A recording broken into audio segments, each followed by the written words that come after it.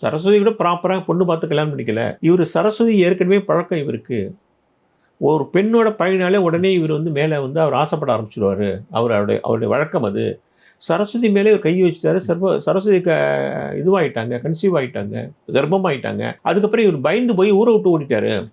ஊரை விட்டு ஓடி போய் இவர் என்ன பண்ணுறாரு, தஞ்சாவூரில் போய் தஞ்சாவூரில் அங்கே மெடிக்கல் காலேஜ் பசங்களோட சேர்ந்து இவர் வந்து அங்கே ஹாஸ்டலில் தங்கியிருக்காரு. இவரை தேடி கண்டுபிடிச்சி 2 டேஸில் கண்டுபிடிச்சிட்டாங்க சரஸ்வதி ஆட்கள். தூக்கிட்டு வந்து திண்டிவனம் பக்கத்தில் ஏதோ ஒரு கிராமத்தில் ஒரு ரைஸ் மில்லு வாசலில் லேம்ப் போஸ்ட் இருக்குமா, அந்த லேம்ப் போஸ்ட்டில் இவர் கட்டி வச்சு டெய்லி அடிக்க வேண்டியது. அப்புறம் ரைஸ் மில்லை அழைச்சிட்டு வந்து சாப்பாடு விடணும். ரைஸ் மில்லு தான் இருக்கணும், போகக்கூடாது அவர். அதுக்கு ஒரு காவல்.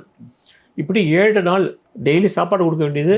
ஏதோ ஒரு வேலையில் அவர் லேம்ப் போஸ்ட்டை கட்டி வச்சு அடிக்க வேண்டியது. இப்படியே பண்ணியிருக்காங்க. இப்படியெல்லாம் இருந்தவர் தான். அப்போ செஞ்சதுக்கப்புறம் தான் இவர் வந்து ஆமாம் நான் அந்த மாதிரி இது பண்ணிட்டேன், மரியாதையாக கல்யாணம் பண்ணிக்கன்னு சொல்லி கல்யாணம் பண்ணிட்டார். இவர் சரஸ்வதி ப்ராப்பராக கல்யாணம் பண்ணிட்டது இந்த மாதிரி தான்.